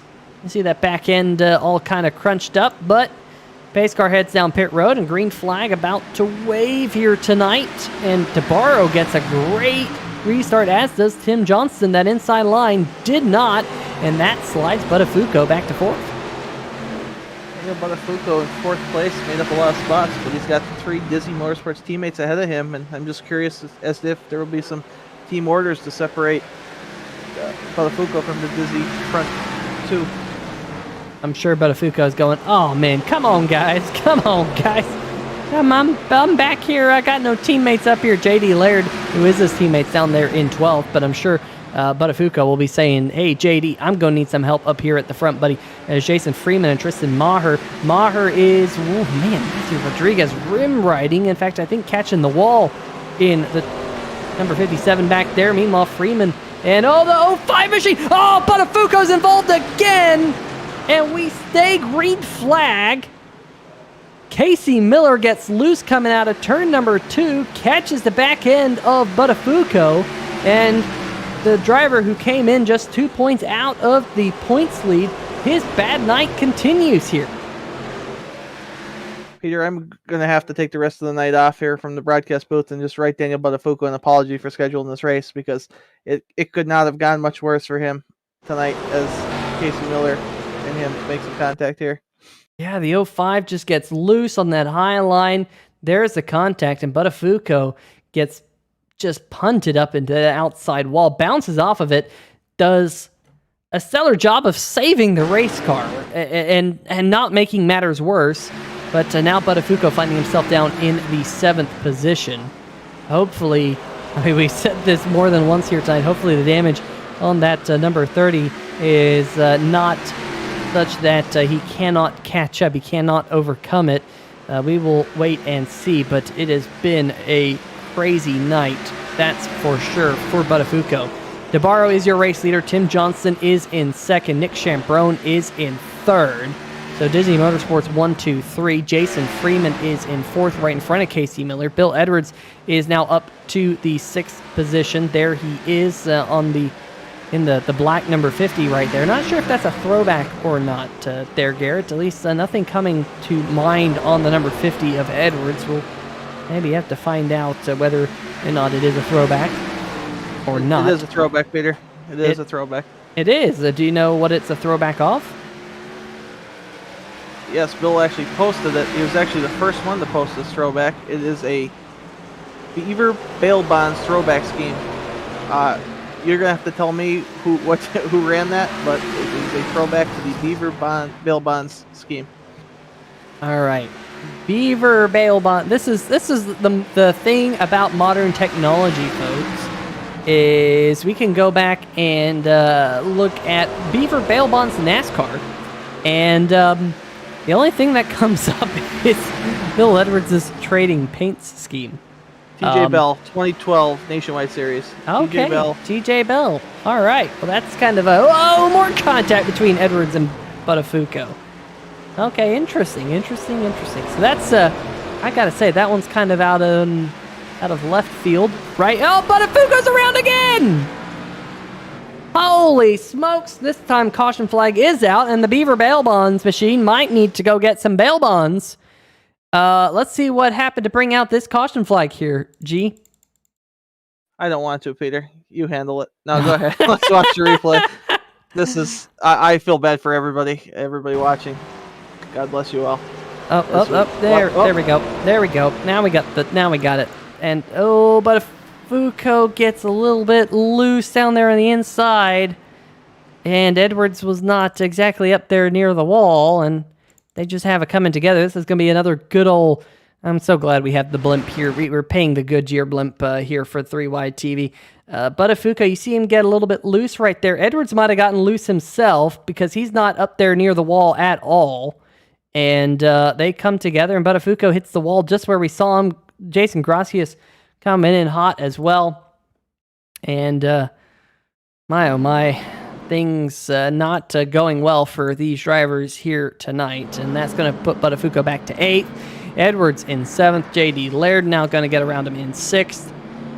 The conveyor belt of positions continues to change, and we still have 73 laps left. Vincent Valvano, Stephen Kegman coming down pit road. Looks like Bill Edwards coming down pit road. Meanwhile, one driver, you can't say he's not resilient here tonight. Garrett, I don't know what they put on the number 30 machine, but I will say that just a few days ago here in Texas, we had the Lone Star 600, which was a 600-lap race with 150 cars all on the same racetrack at the same time. It's only a half-mile oval dirt track as well.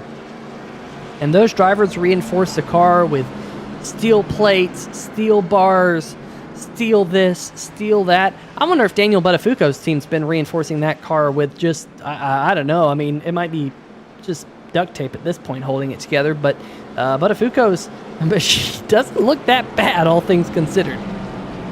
Doesn't look that bad, and if he's not using duct tape, I'm imagining he has like a Tony Robbins tape or something in there he's listening to, because he has to get as peaceful and tranquil as can be right now, because if I was him, I'd be absolutely fuming with the way my night's gone. So we'll re-rack the field again with this caution flag. I can confirm now this is the race with the most caution flags this season here in the Total Nonstop Racing League. An unfortunate statement with the last couple of races mostly going caution-free. Only a handful of cautions over the last 3 or 4 races. Even Martinsville did not have as many caution flags as this, Garrett. I know a lot of people thought, man, we only had like 30 or so laps of caution at Martinsville in that particular race, and I know a lot of people were happy with that one. But here tonight at North Wilkesboro, we've had quite a few. Hopefully this is the last one, because Pace Car is about to head down pit road. We will get them racing once again. Yeah, we're getting ready to go back green. We have a lot of cars missing body parts, front end, rear end, fenders, and they're still running in the top 10. So this could be another one of those races that the winner comes from anywhere in the field of the cars that are still running. And I believe Philip Scott got one of his laps back on the last yellow, so don't count him out just yet either. Yeah, that number 99 could keep an eye on him as these drivers whip their way around the racetrack, and everyone doing a good job keeping their cars underneath them this time. Right now, however, Casey Miller to the inside. Oof, man, the number 5 in the mix there, Jason Freeman. Buttafuoco looking to the outside now of Casey Miller as they head towards turn number 3. Can Buttafuoco stay there? Not exactly sure. J.D. Laird, Buttafuoco's teammate, is just a couple of cars in front. Buttafuoco now draws completely level with Casey Miller. That is a good spot to be, Garrett, because of the progressive banking here at North Wilkesboro. Buttafuoco will make that pass stick on the high line, so move him back up to 6th. It seems like he can get up to 6th, and that's about where he gets wrecked every time or gets involved in some mess. J.D. Laird with a late lunge to the inside of Nick Chambrone, and almost contact between the 0-1 and the 46. Wow, good give and take there, especially by J.D. Laird. He could have easily stayed in the gas and took out the 0-1, but he shows what a great, respectful driver he is out there by not doing that. Now Chambrone gets a little bit sideways out of 4. Laird to the outside. Now can Laird use that line to his advantage? No, he cannot. Tries to cut back underneath the 01 of Chambrone, unable to do so. So, JD Laird gets loose going off into turn number 3. Back end just came out a little bit there, catches it, gets it gathered up underneath him, puts the power back down towards turn number 1. And look at Casey Miller with a fight in the 05 machine, really breaking late in that 05, using that high line. You can see him just kind of letting it all hang out up there. Now he's going to be under fire from Vincent Valvano in the 00, who's starting to stick his nose out. Now Buttafuoco getting to the outside of Jason Freeman. This is a hornet's nest right now here at North Wilkesboro. It's a hornet's nest. It's whatever other animal analogies you want to use, Peter. And Vincent Valvano decided with that pristine-looking race car that he wanted to stick his hand in it, and we'll see how that works out for him as they continue battling throughout the field. 62 more laps to go here at North Wilkesboro. We're continuing to watch Vincent Valvano now to the inside of Casey Miller. Miller again going to that high line. I really like what Casey Miller's doing, at least on entry, but Valvano rolling the center of the corner so well in the carsforcause.com Ford Mustang. Vincent here, I think he's finding pace. Might have just clipped the grass a little bit there as some green stuff gets flung up into the air, but Valvano really finding some pace here as this race goes on. So that's good news for the Cause for Cars Ford Mustang. Back behind Valvano is the number 7 of Jason Gracias. Is now looks like Buttafuoco to the inside of Jason Freeman. We know how difficult it is to pass here, Garrett. This is not an easy place to pass. We've highlighted that Jason Freeman's not an easy driver to pass as well, but Buttafuoco with a great lunge to the inside, and he's found himself back up inside the top 5. JD Laird in the number 46 as there's a little bit of smoke out there. We're hearing that Philip Scott has entered pit road. Oh, no! Philip Scott's engine, Garrett, grenaded here on lap number 143. And with no sponsorship on that number 99, that's going to be hard to repair during this short week before we head to Vegas. We'll just get a look here on board of that number 99 when it decided to go pop. And right there on entry to turn number 1, was right in front of Stephen Kegman. So that is a big shame for Philip Scott, who was trying to get his night pointed back in the right direction. Meanwhile, at the front of the field, DeBarro still holds on to about a 0.6 of a second lead over Tim Johnston. We will keep our eyes on that battle as the lap counter clicks downwards, but these two glued together, Laird and Chambrone. Chambrone doing all he can to keep the 46 back behind him. And of course, back behind him, here comes Daniel Buttafuoco in the number 30, starting to creep his way into the picture, and Vincent Valvano in that number 38, now side by side with Jason Freeman, continuing his strong run tonight. Vinny and I have run a lot of laps together, usually side by side near each other, and Vinny is one of those guys that it takes him a little while to figure out the track, but by as we have an accident, it looks like the 01 and the 46 may have come together. Yeah, let's see what happened here. We saw the 46 and the 01 be battling one another so tightly. Put it in 3-wide TV slow motion here. 46 at JD Laird. He's looking to the inside. A late lunge by the number 46 machine. He gets down there. Oh, just gets a little bit loose. Slides up the racetrack right into the side of Chambrone, who holds the brakes. But look at all those cars going on by. Chambrone will go from 3rd all the way back to 12th in that scuffle. But let's see if we can go back live now onto the racetrack, because we got some drivers electing to come down pit road. Garrett, about 50 laps to go. Here comes Tim Johnston, Daniel Buttafuoco coming down pit road. Meanwhile, race leader Anthony DeBarro elected to stay out. Well, we talked about splitting this race into a fourth, essentially, and these guys are sticking with that strategy, but it seems like Anthony DeBarro is opting for some track position. Not sure where he's at fuel, but if we keep having all these yellows, he should be able to make it. But here's the break-in strategy that we look forward to each week and see how it plays out. But it's been hard to pass out there. I don't blame the DeBarro for keeping the track position he worked so hard to get. Well, let's see if we can bring up at the bottom of the screen down here the pit stop lap for these drivers here tonight.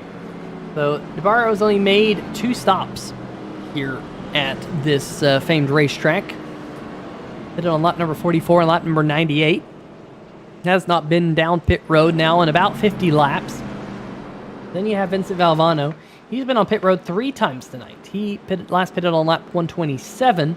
Jason Gracias has pitted like 4 or 5 times here tonight, if not 6 times here tonight. 6 times. Gracias has been down pit road. He finds himself in 3rd. Then in 4th, you got Tristan Maher. He's pitted 3 times. Casey Miller's pitted 3 times. Edwards has pitted 4 times. Izenga 3. Tellier 4. Johnston down in 9th will be the first driver who just came back onto the racetrack with fresh tires. So we've seen it be extremely difficult to pass Garrett. We have seen accidents happen. We've seen accidents happen with drivers mired back in the pack.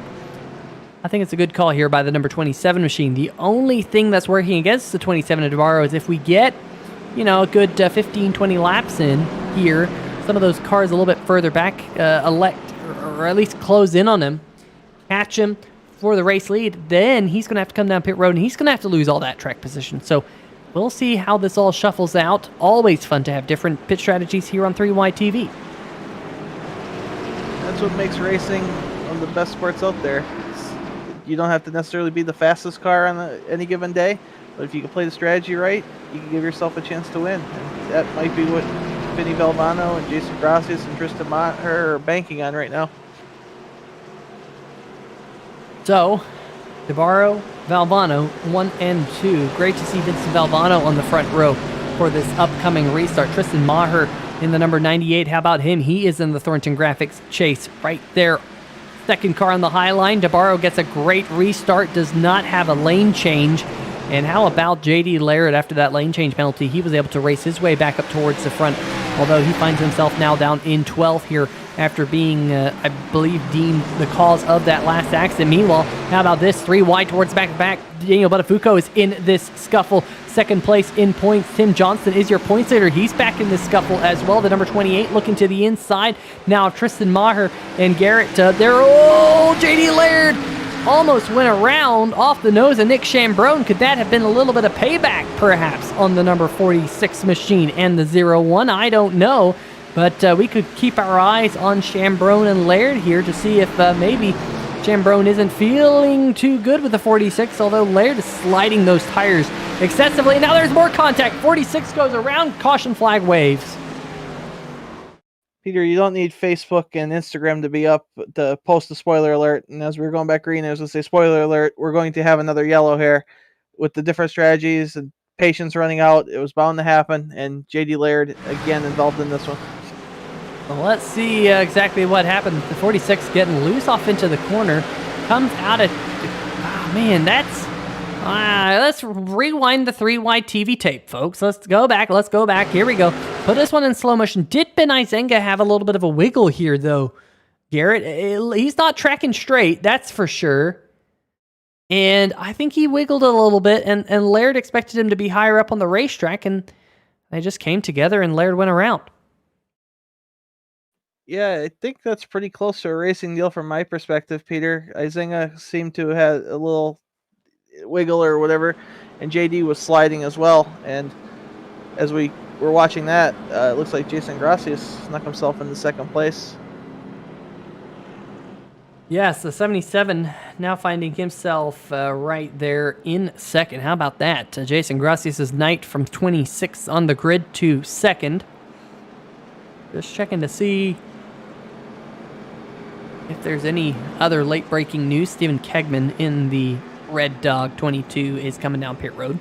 Matthew Rodriguez has, I believe, parked it here tonight. Garrett, not sure what happened with the number 57, but he's come down in the Caterpillar Toyota Supra, and he's sitting on pit road. So we are at 14 cars, all of which are on the lead lap. 15th on back have elected to call it a night, unfortunately.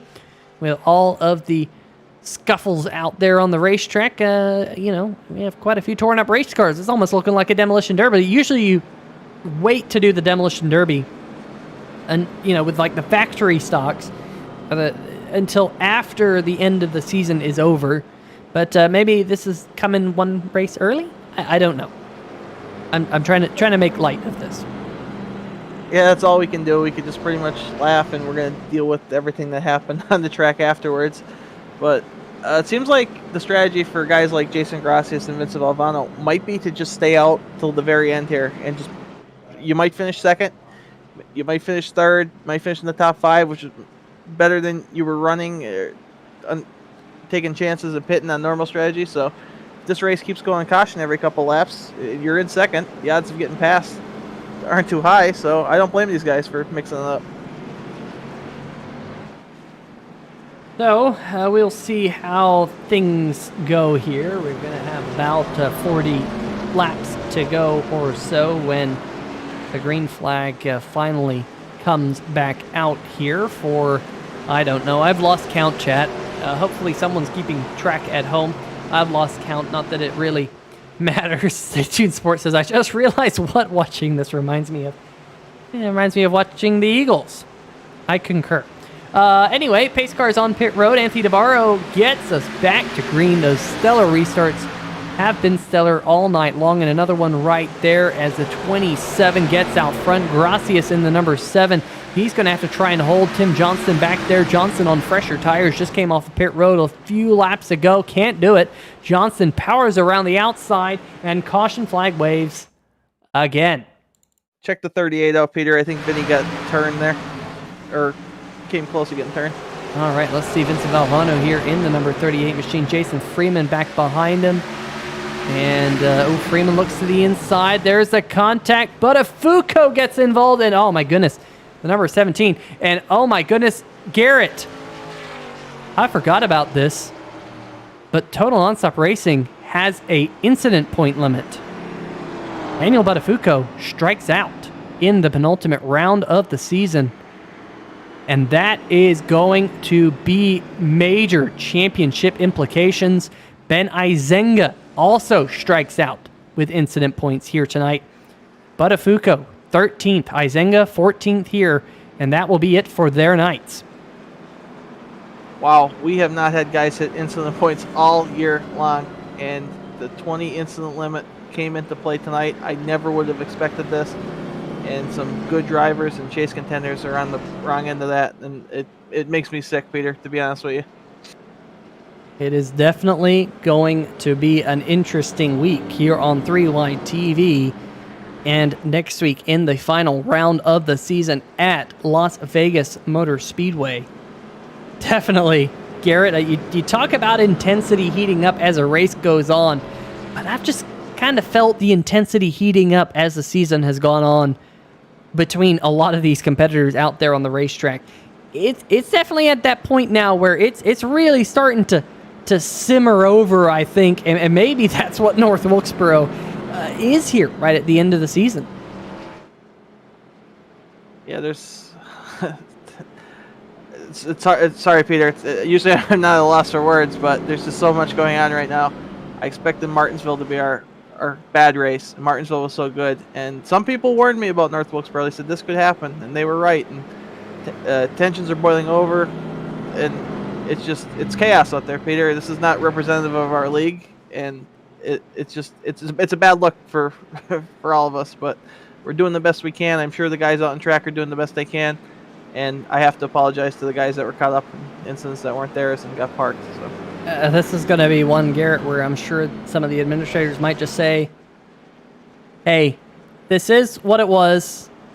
This race is its own thing, and I don't know, maybe it policed itself. I don't know. But I will say, hopefully, the post-race penalties after this one are kind of lenient, because there have been some strict ones handed out by iRacing itself here tonight. And I believe it might be Daniel Buttafuoco in the chat here saying, pain, this whole race, just pain.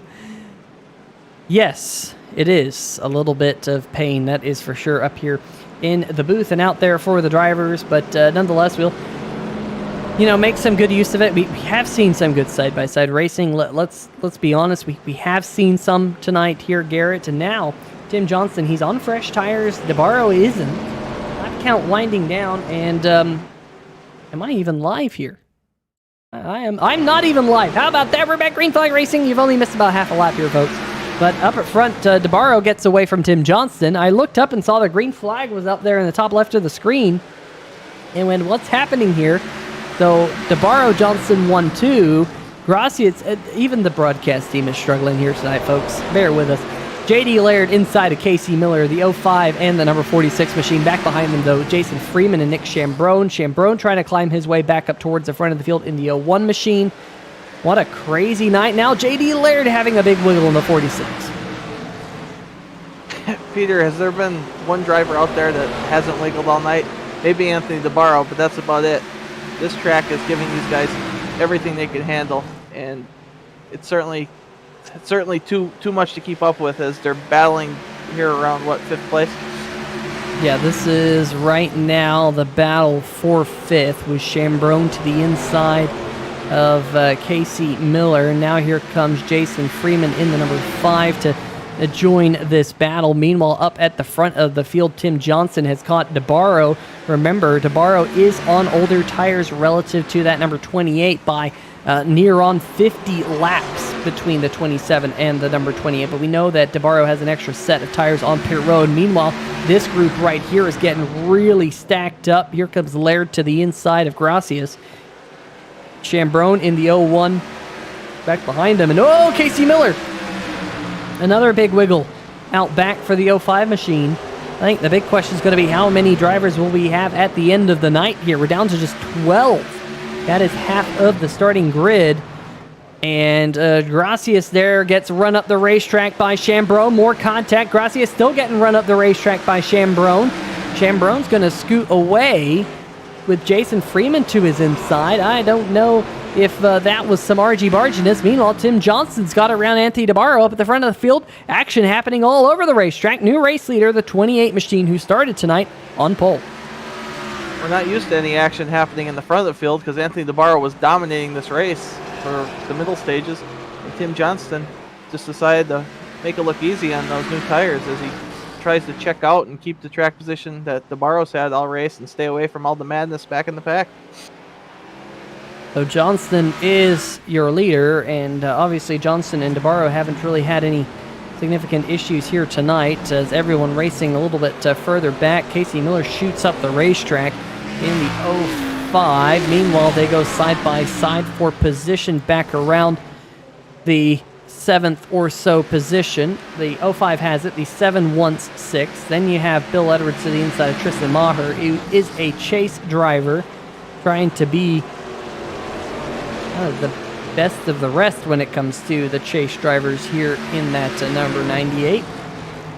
Right now, out of the chase drivers, we got Tim Johnston, Anthony DeBarro, who first and second, and then back behind them, you have to go all the way back to Tristan Maher in the number 98. He is the 3rd chase driver in line, so craziness happening here tonight, that's for sure. Maher looking to the outside of the 7. Trying to get all he can get because we're down to just 24 laps to go. Meanwhile, battle for 2nd. Here comes J.D. Laird on the fresher tires. He pitted the same time Tim Johnston did, and J.D. is going to get 2nd, I do believe, running that inside line. He was able to run down DeBarro, and sure enough, makes that pass stick. Now, the 46 is the 2nd. 46 is the 2nd on the same tire strategy as the 28. We'll have to see if JD could cut down in this 1.5 second lead that Tim Johnston's been able to pull away with, as it looks pretty civil and single file behind them. But that still is a mess there mid-pack. Yeah, this is where the mess is, from Casey Miller in 6th. Jason Graphix, Tristan Maher in the mess. Bill Edwards, Vincent Valvano. So, and look even at Mike Floppy Tellier back there in the number 97 machine. He's had a up, down, down, up, down, down, up night. I'm sure a lot of people have had similar stories here to Tellier. But Tellier finding himself there just outside the top 10. Tristan Maher, Graphix, and Edwards really cutting it close with one another as we're down to just 21 laps to go. Meanwhile, Johnston and Laird, that's going to be an interesting battle to the end as well. We'll just bring up the gap between those two drivers. It has been growing just a little bit, so Johnston able to pull away about 0.4 of a second over the last couple of laps, so that's why we're not focusing on what's happening up at the front of the field. Just 20 more laps around this joint, Garrett. I'm sure a lot of these drivers will be glad to not see North Wilkesboro anymore here tonight. Oh, a little bit of contact between Maher and Miller. Yeah, that modified of Casey Miller there. It seems like he's, I don't want to say holding up the pack, but he's definitely got a gaggle of cars behind him, and patience is running out with 20 to go here as Tristan Maher looks to make that middle/high groove work for him. Yeah, there might have been a little bit of contact there. Now Miller stuck on the inside. Gracias going around the outside. Bill Edwards said, ooh, I see that. I see what they're doing. He's going to try and do the same thing. Miller just not finding any speed right now down there on the inside. Contact, contact, contact. More contact, contact. Oh, my goodness, Garrett. We stay green flag now. More contact possible here. They're 3 wide through turns 3 and 4. There is only one person in the field that has the right idea, Peter, and that's that 22 car of Stephen Kegman. I'm going to get so far behind these guys that I can't possibly get wrecked. Him and that, what is that, red dog, up dog? I'm not sure what that is, but he's doing a good job staying out of everyone's way out there. What's up, dog? Nah, not that much. I'm broadcasting the worst race of my career. How about you? Well, that's one way to put it. But anyway, Tim Johnston is pulling away just a little bit. J.D. Laird, they're now 1.8 seconds back. Let's see. Oh, no, Miller's on the wall. Miller's on the wall again. And we continue to stay green. He's in the wall some more in the 05 machine. I wonder if he's getting close to that incident limit. But just like that, Casey Miller is going to go from about 6 on back to about 7. But the good news in all of that craziness, the field is really strung out here. This is the best battle for position between the teammates, DeBarro and Chambrone. But with a win here tonight, Garrett, let's kind of talk about this. With a win here tonight, Tim Johnston really going to supplant his opportunity to get the championship next weekend in Vegas. Yeah, he's going to cement himself as the favorite for our championship next week in Vegas for sure if he could pull off these last 13 laps. But as you've seen tonight, in the Total Non-Stop Racing League, anything can happen, and somebody else's misfortune can ruin your chances at this championship. So one step at a time. You need to take the checkered flag tonight, and then everyone needs to focus on next week. But just want to give a shout out to Nick Chambrone. Again, he had a great run last week on the road course, and he's doing a good job again tonight in the top 5. So we'll just take a stroll back through the field. This is probably the best battle for position right now between Jason Gracias and Bill Edwards. We're down to 11 more circles around this joint. We're right on board with the Beaver Bail Bonds. We said it was a throwback to TJ Bell, I think, Garrett. Kind of a obscure throwback, but a throwback nonetheless, as Bill looking to the inside. I know we usually have some Bill Edwards fans in the chat here, as Bill looking for 7th here in the closing stages. You think Bill would just be a nice guy and let that number 7 have its day, have some glory, and finish in the 7th position, but can't blame Bill. He has a lot of fans, I guess, and he's trying to get every position he can out there. Yeah, the 7 up there. You're using the higher line. Edwards getting really tight, Garrett. That just goes to show that inside line, there's just not a lot of grip down there. That outside line, there's definitely more grip due to the fact that it has more banking, and it makes this track very difficult to pass. And I wonder if that's been one of the reasons here tonight, coupled with the fact that it is so hot and slick, that these drivers have really struggled with taming this racetrack. I know typically we say Darlington is a track that's too tough to tame, but North Wilkesboro has definitely been rearing its head tonight. Yeah, Peter, and just to clarify for those who are watching, or even the guys when they watch this back, we use random weather settings in the Total Non-Stop Racing League unless it's otherwise specified. So this was completely random that we had such a hot track out there. I mean, the time of day was set for noon or whatever, but obviously there's some fluctuation as far as track temperature goes, and we got on the hot end of it tonight. Yeah, a hot racetrack means a slick racetrack, and these tires just don't have a lot of grip in the hot conditions, and so it makes for some really crazy handling race cars. Sometimes they're wrecking loose, and I think that's what we saw here tonight. We've seen it on both ends of the racetrack, Garrett. We've seen drivers have problems on entry. We've seen drivers have problems coming out of the corner. But we continue to watch this. They've made a little bit of contact, the 50 and the 7. They've been beating on one another here of the last couple of laps. It might not be all said and done, as Edwards here with his modified, looking to the inside of Jason Gracias, just checking to see. Edwards pitted on lap 155, Gracias on 128, so definitely fresher tires on the 50. And I think with that little kiss on the door panel, I think Edwards might have just gotten himself in a spot to take the spot, as we're down to just 4 laps to go. DeBarro has caught Chambrone has caught Anthony DeBarro right there, but I don't see Chambrone passing DeBarro for points. We will see whether or not that happens or not, but Gracias and Edwards continuing to wreak havoc on one another, and Edwards, as he got the spot, and Gracias gets really loose. Here comes Tellier. Tellier's going to take the spot. Jason Gracias gave that number 7 all he could there, and it seems like his tires has finally had enough on him as we're getting ready to come to the white flag. Tim Johnston looking to cement his first place standings going into the last race of the season.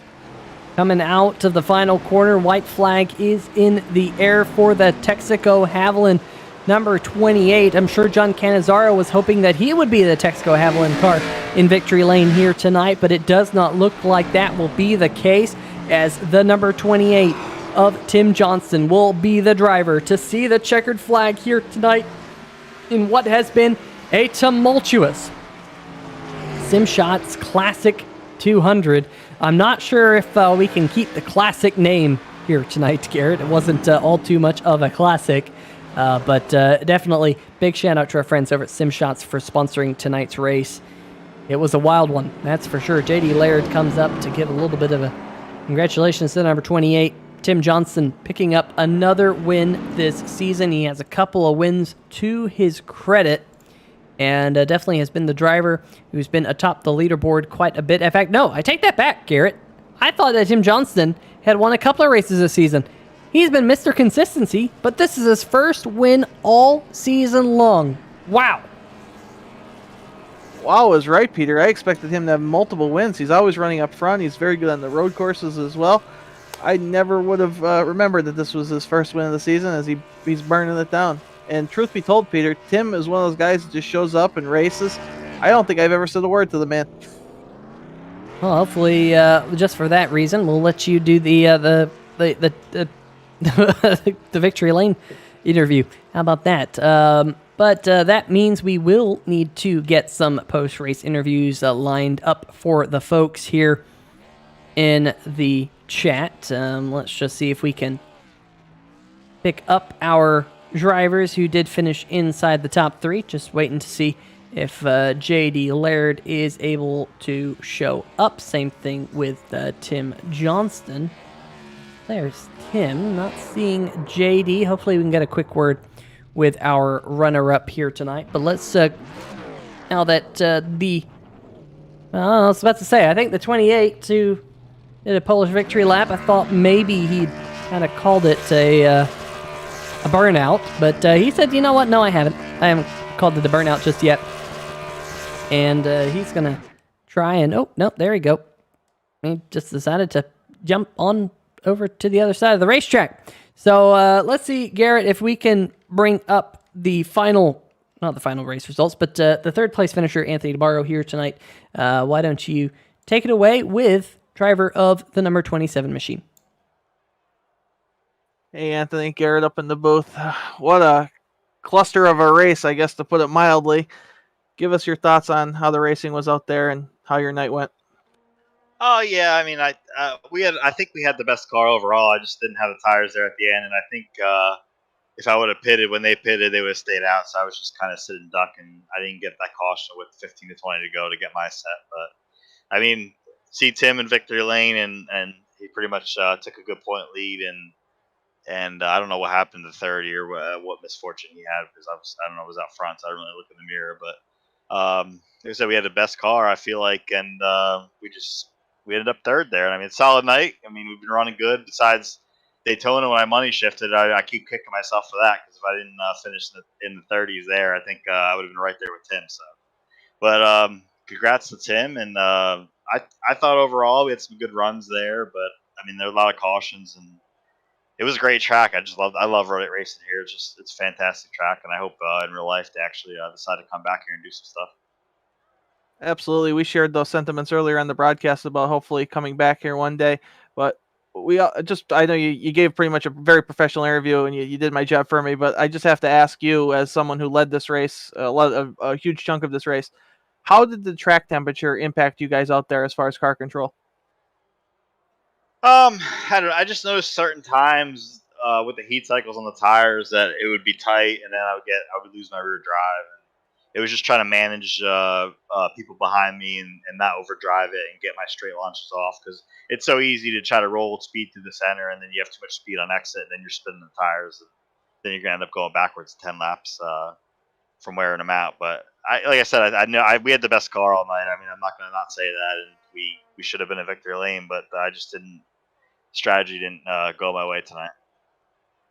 Well, strategy did not go your way tonight, but we're heading to Vegas next week, and although Tim's going to have a little bit of a championship lead, you'll still have a shot at the championship. What are your thoughts heading into Vegas? And if you'd like to give any shout-outs you have, please do so. Yeah, you guys up in the booth. I mean, it's a fantastic job each week. It's one of the best broadcasts on the service here, and I think we're gonna do what we've done the whole year, is be the fastest car and see if we can end up in victory lane and just see where the points fall. I mean, we're gonna race for it, and I know Tim's got a little bit of a lead, but we'll see. We'll keep the pressure on him. Well, thanks, Anthony. Good luck next week, and congratulations on your third place finish. Thanks, guys. All right, that's going to do it here for tonight's third place finisher, driver of the number 27 machine, Anthony DeBarro. Let's see if we can pick up tonight's runner-up driver of the number 46 machine, JD Laird. JD, man, what a wild night it has been. I know here probably not exactly going all to plan, but you do walk away with a second place and some great late race action out there. We did see some good hard racing amongst the yellow flags. So talk us through your night and tell us about how you got that number 46, a great looking number 46. Love the throwback to the Scott Riggs era of the Valvoline machines, but tell us how you got second. Well, it's a Johnny Benson throwback. It's close to what he ran in 2002 when he won at Rockingham. But it ended up a lot worse for wear compared to that, right? Compared to his car. Yeah, I couldn't get a handle of this place for a while in practice. I was getting really frustrated with myself because I feel like I'm a lot better than that. And Daniel said that when he was leading, he was basically catfishing on both ends. And once I realized that I had to slow myself down more than I thought I was, the speed picked up a little bit, and especially long run. So I got to give a shout out to him for telling me that I was driving it terribly. Yeah, with the qualifying run as well. I guess my foot slipped off the brake pedal entering turn 1 at one point and scuffed up the right side, but luckily I was able to bounce back from it somehow and steal second. Dang it! I had it right earlier in the race. I did say it was Johnny Benson. You can go back and watch it, and but yeah, it definitely was a handful out there for quite a few drivers. I mean, obviously we had drivers bouncing off each other. A lot of drivers fell foul of the incident limit, which we haven't really seen all this season until coming to this particular racetrack. What was it out there that made this place tough? Was it the fact that the inside line didn't have a lot of grip? Was it the track temperature? Was it the setup? What in your mind made tonight so difficult? I think it's a mix. I think it's a mixture of both the track and the setup. The setup was very wonky at times. If you wanted to back your corner up, sometimes it wouldn't load the nose correctly, and you'd toss the nose, and you had to sit there and wait forever. Then it had a lot of wheel spin off, so you tried to make up for it, and you just molly-whopping the throttle and spinning the tires off. And it's just a difficult racetrack. Like I said last week, it's downhill into 1, uphill into 3. Exit the 2 is a little funky. Exit a 4 is up in the air, and you come back down the hill. Like, it's a driver's racetrack. It's pretty difficult. And towards the end of the race, I feel like everybody managed it kind of well. Yeah, unfortunately, it took about 160 laps until we kind of got to that state. You did pit there relatively late in the race. Obviously, a great call by you in that number 46 to come down pit road, take on tires with the way that the race played out. I think you pitted on lap 147 or 148 for the final time here tonight. What was going through your mind at that point? Obviously, hindsight's 2020. It was a great call, but obviously there was a lot of risk that went into that if there were some late race cautions. Yeah, hindsight is 2020. I probably should have taken tires on that pit stop because I still have one set with stickers on them left in the pits, like I always do in races like this when I have a shot. But my intent to pit at that lap was basically to give myself an end along this line for the situation that happened to bring out that caution. And I was going to let it play out a little bit and take tires later. But just with the way everybody was running and how the race played out, I felt like I really didn't need that set. So I had one extra set sitting in the pits, and I'm a little bit pissed off about it. But it is what it is. It's racing. It is what it is. Sometimes they go your way. Sometimes they don't go your way. But, all things considered, JD, I'm sure you'll be happy to come out of here with a second place finish. So before we let you go, anyone you want to give a shout out to? Valvoline, because they're the primary sponsor and a big supporter of Clickerman Sport. They've let me have a lot of fun with their sponsorship this year. And as a graphic designer and having mostly creative control, it's greatly appreciated. Connecticut Realty Trust, Lux Foods, Anderson Surfboards, Aquatech Glassing, Langford Farts, Spirited by Langford Farms, not Farts, that's me later, Spirited by Brad. You guys, everybody here at TNR for putting on the show every week. And we got one more to go. So hopefully we can steal one before the season's over.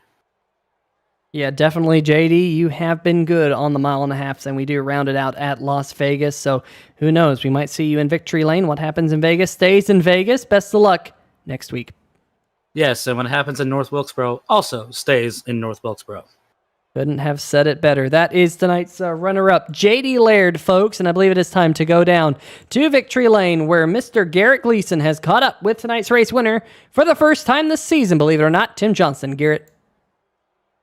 Tim, coming into this race, 7 top 5s, 13 top 10s, and I have all these fancy notes in front of me, and I didn't check the win column because I assumed it was filled.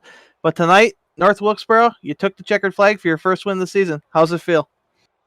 It feels really good. I was coming in tonight wondering, with this championship battle that was getting close, maybe I was going to Matt Crafton it, but I guess the best I can do maybe now is Matt Kenseth it. So I was really kind of looking forward to North Wilkesboro last week, and this week we had a really good race. Just pitted at the right time. Finally, it seemed like that worked out, and came away with the victory. Came home with the victory at the throwback track and the Davey Allison throwback for your first win of the season. I don't think you could have wrote that better. Just as your night went on, it seemed like you Dizzy guys started playing different strategies, and it seemed like your strategy was the one. Did you give any thoughts into staying out like Anthony did there? I had thought about it, but I figured at some point in the race we were probably going to get a decent, maybe 30 to 40 to 50 lap run, and I just happened to pit at the right time, and I think Ant was banking on there being one more caution and maybe 20, 25 laps, and he could pit and run through the field, but it just didn't happen. So this week, the strategy worked out well. That's certainly racing luck, I guess. Next week, you were heading into Las Vegas. You are the championship leader. You've been the most consistent driver all year long. What are you telling yourself when the green flag waves at Vegas to try to get home with this championship? I'll just do what I've been doing at the 1.5 miles this season. Just make sure I run hard, and definitely don't want to do anything different than I've been doing all season. That's kind of how you start getting yourself into trouble and not really win championships. So just go into it like I have every other week, and let everything kind of like I was kind of that way tonight. Just let everything fall the way it's going to fall, and we were able to come home with the win, the first win of the season. So hopefully next week will go just as well.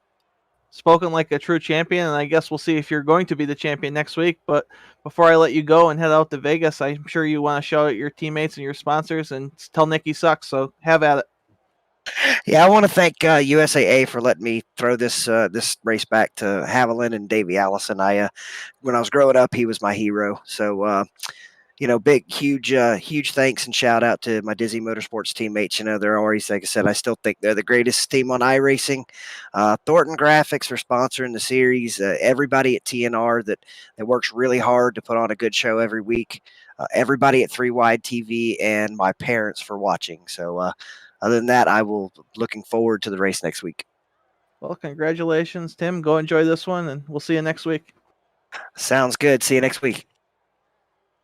All right, that's going to do it for tonight's post-race interviews with not only tonight's race winner and points leader, Tim Johnson, in a very healthy spot going into next week at Las Vegas. Let's go through tonight's final race results, because it definitely was a crazy one here in the SimShots Classic.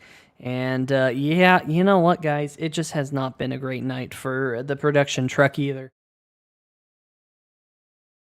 You know what? That just proves it.